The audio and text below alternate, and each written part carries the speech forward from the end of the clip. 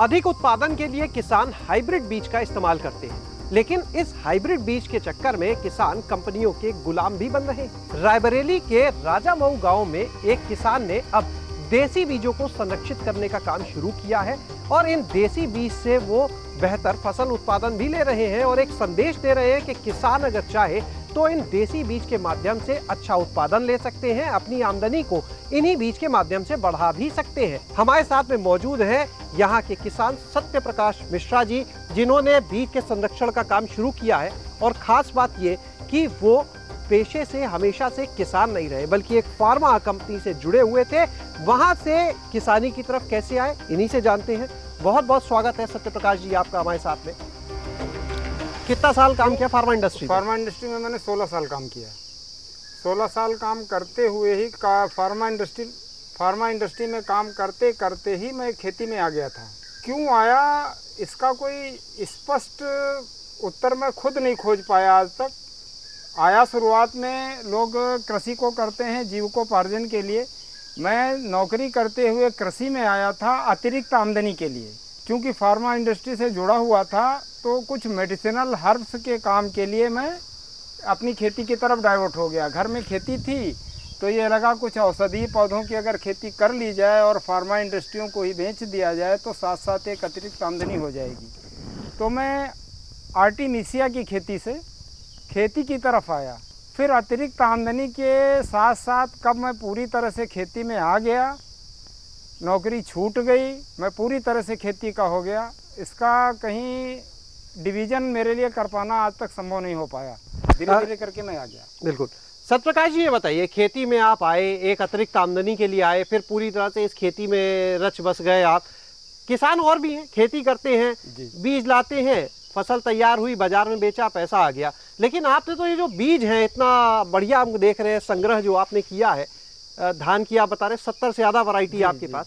तो ये बीज संरक्षण की तरफ कहाँ से जाने लगे? किसान तो ढूंढता है हाइब्रिड ऐसा बीज मिल जाए कि हम उसको लगा दें, उत्पादन ज़्यादा मिले, मुनाफा ज़्यादा हो जाए। नौकरी छोड़ देने के बाद जब मैं पूरी तरह से खेती में आ गया तो खेती में आने के बाद, खेती करने के बाद ये महसूस हुआ कि यहाँ तो केवल नुकसान है। तरीका खोजते खोजते 2016 में मैं माननीय सुभाष पालेकर जी के संपर्क में आया और सुभाष पालेकर जी से जो उनकी जीरो बजट फार्मिंग की विधा थी उसको समझा। उसको समझने के बाद हमको ऐसा लगा कि नहीं, इस तरह से अगर खेती की जाए तो हम अपने घाटे को मुनाफे की तरफ बदल सकते हैं। और मैंने 2016 फरवरी से प्राकृतिक खेती की शुरुआत कर दी। जब प्राकृतिक खेती की शुरुआत की तब ये महसूस हुआ कि प्राकृतिक खेती में बिना किसी तरह रसायन का इस्तेमाल किए हुए अगर हमको कृषि करनी है तो इन बीजों के साथ कर पाना संभव नहीं है। हमसे पहले भी जो प्राकृतिक खेती में लगे हुए लोग थे उनके अनुभव लिए और देसी बीजों की आवश्यकता की पूर्ति के लिए देसी बीजों को ढूंढना और इकट्ठा करना शुरू किया। 2016 से ये क्रम चलता चला गया। फिर कैसे ये मेरा शौक़ बन गया, मैं अपनी खेती के लिए बीज इस्तेमाल करने लगा। अन्य किसानों की मांग आने लगी तो उनकी मांग को पूरा करने के लिए नई नई प्रजातियां ढूंढना, इधर उधर जाना, देश के अन्य प्रांतों में जाना। यहाँ खास करके हमारे यहाँ उत्तर प्रदेश, हरियाणा, पंजाब जो खेती का विकसित एरिया माना जाता है, यहाँ देसी बीजों का अभाव था, देसी बीज थे ही नहीं। तब हमने रुख किया छत्तीसगढ़, उड़ीसा, तेलंगाना के आदिवासी क्षेत्रों का, जहाँ हमको ये बीज धीरे धीरे मिलते गए। हम बीज लाते हैं, संरक्षित करते हैं, उनको लगातार अपने पास इस्तेमाल करते हैं, किसानों को बताते हैं। जो किसान चाहते हैं हम उन किसानों को बीज हम उपलब्ध कराते हैं। कितनी वैरायटी होगी, कितनी तरह के देसी बीज होंगे? सबसे पहले धान से ही बात करें क्योंकि सबसे ज़्यादा उसका ही संग्रह आपके पास है। तो धान की कितनी अलग अलग प्रजातियां आपके पास, कितनी अलग अलग किस्म आपके पास होंगी? 70 के आसपास प्रजातियाँ इस समय हमारे पास धान की संरक्षित हैं, जिसमें 13-14 प्रजातियाँ खुशबूदार चावल की हैं, कुछ काला चावल, लाल चावल, हरा चावल इनकी प्रजातियाँ हैं। 6 प्रांतों से उड़ीसा, झारखंड, तेलंगाना, बिहार, महाराष्ट्र, यूपी हमारा है ही है, जहाँ से जो बीज मिलते रहते हैं वो बीज लाता रहता हूँ, अपने पास संरक्षित करता रहता हूँ। तमाम हमारे पास इसमें आप देख रहे होंगे तमाम प्रजातियाँ हैं, जैसे खास करके काला चावल और लाल चावल, ये हमारे यहाँ उपयोग में नहीं है। हमारे यहाँ के उपभोक्ता, हमारे यहाँ के लोग इन चावलों को न खा रहे हैं, ना इनको जान रहे हैं, ना इनको समझ रहे हैं। जबकि पहले हमारे यहाँ भी लाल चावल की कई प्रजातियाँ होती थीं। 2 प्रजातियाँ हमारे पास आप अभी यहाँ लगी देख सकते हैं। एक समरी, इसका लाल चावल है जी। ये समरी लाल कलर का, मतलब थोड़ा सा कत्थई कलर का धान होता है।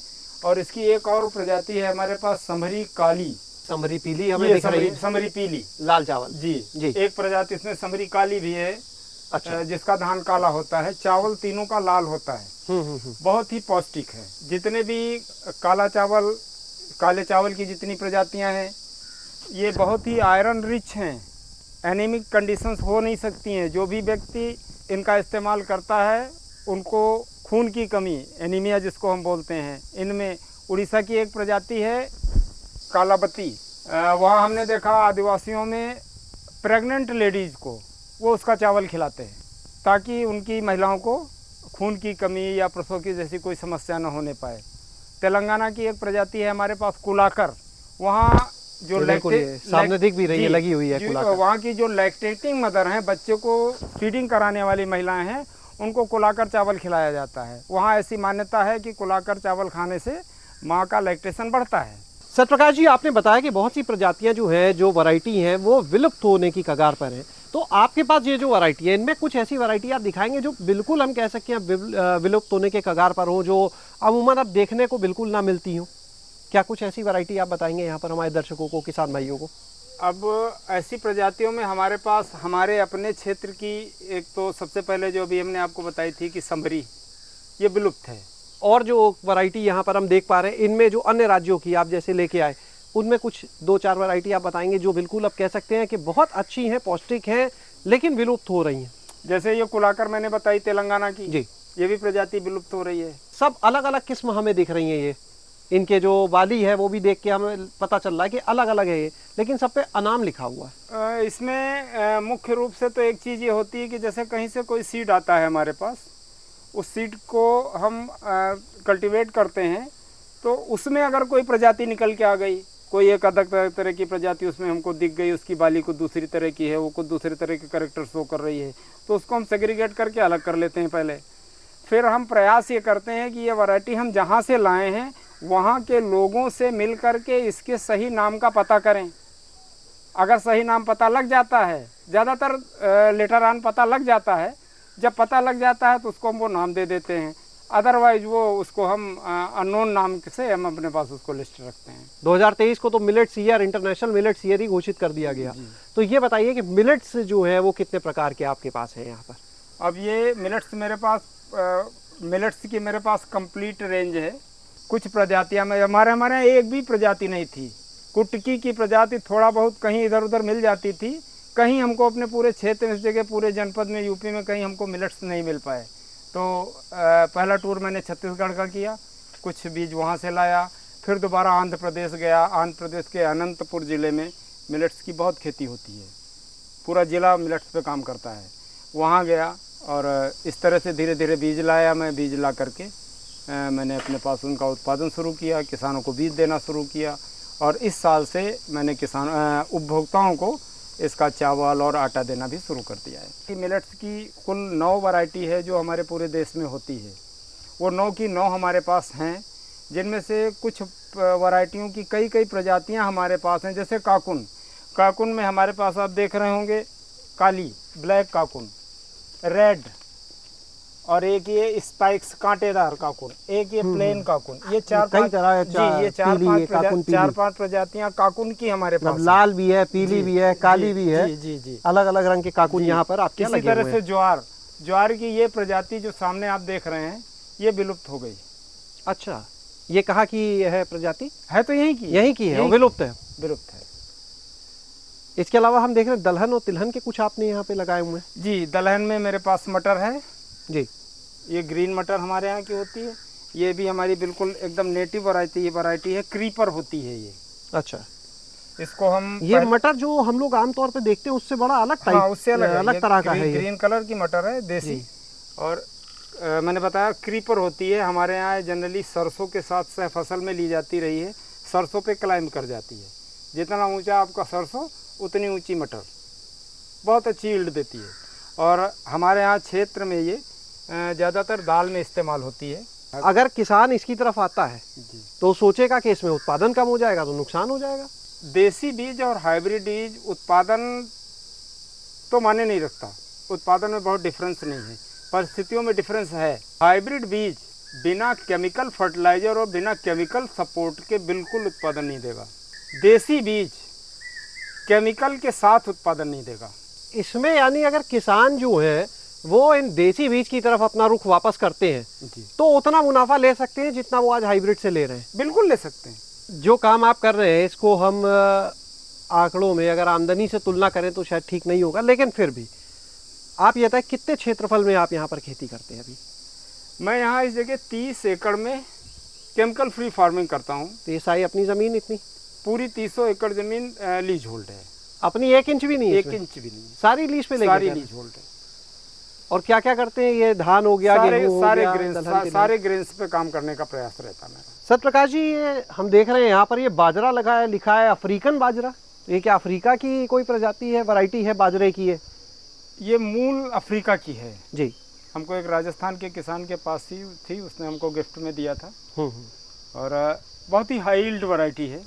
इसकी बाल जो मैक्सिमम निकल के आई हमारे पास जी, वो इससे बड़ी थी, वो संयोग से कलेक्ट नहीं हो पाई। जी जी। करीब करीब 4-4.5 फीट तक की बाल आती है इसमें। अच्छा। और आप देख रहे होंगे ऐसा नहीं कि फॉल्स हो, दाना देखिए कितना घना बिल्कुल है। घना है, बिल्कुल। एक बाल आप तोड़ दें तो 100 ग्राम से ऊपर 10 सीड निकलता तो है। इसको भी यहाँ पे आप कर रहे हैं? जी मैं करता हूँ। आ रही बढ़िया जी, से? जी बिल्कुल। अक्टूबर में आप आइएगा तो मैं बाल के खेत में दिखेगी। अच्छा अच्छा, बहुत बढ़िया। और इसके अलावा ये सब जो जैसे बाजरे की कुछ और वैरायटियां हैं हमारे जी, पास। एक बाजरा कांटे वाला दिख रहा ये है। लगी हुई है। जी जी। बाजरे की खेती में जो सबसे बड़ी समस्या आती है पक्षी की। पक्षी बहुत नुकसान करते हैं, तो ये रेजिस्टेंट हो गई एक तरह से वैरायटियां, बिल्कुल ब्रश जैसी आप देख रहे हैं। इन कांटों की वजह से पक्षी नहीं आते, आएगा नहीं और वो। नुकसान नहीं होता। बहुत अच्छा लगा आपसे बात करके सत्यप्रकाश जी। तो आपने यहाँ पर देखा कि किस तरह से यहाँ पर एक किसान ने, रायबरेली के एक किसान ने देसी बीजों का संरक्षण करने का बीड़ा उठाया है। एक शौक से ये सिलसिला शुरू हुआ था, लेकिन अब एक जिम्मेदारी के साथ इसको वो आगे बढ़ा रहे हैं। और यहाँ पर तमाम जो ये वैरायटी है उनके लाभ भी बताते हैं कि अगर किसान जो देसी बीज की तरफ अपना रुख करते हैं तो जो कहा जाता है उत्पादन की बात, इनमें भी भरपूर उत्पादन मिलेगा। जहाँ तक बात की जाए खर्च की, यानी लागत की, खेती की लागत की, किसान की आमदनी कैसे बढ़ेगी, तो इसमें रसायनों का इस्तेमाल कम हो जाएगा, कीटनाशक का इस्तेमाल कम हो जाएगा। और जब ये खर्चे कम होंगे तो जाहिर सी बात है खेती की लागत कम होगी, मुनाफा अपने आप बढ़ने लगेगा। तो किसानों को वो ये संदेश देते हैं कि वो एक बार फिर से जो अपने देसी बीज हैं उनकी तरफ रुख करें। और यहाँ पर आपने देखा कितनी तरह की ये वैरायटी, चाहे वो मिलेट्स हो, चाहे धान हो, चाहे गेहूँ हो, दलहन हो, तिलहन हो, उनको यहाँ पर खेती कर रहे हैं। कुछ वैरायटी को जो है कॉमर्शियली यानी व्यावसायिक रूप से वो यहाँ पर लगाते हैं, और कुछ सिर्फ बीज संरक्षण के उद्देश्य से कि हर साल उनका जो नया बीज है उसको संरक्षित कर लिया जाए। शैलेश अरोरा, गांव जंक्शन।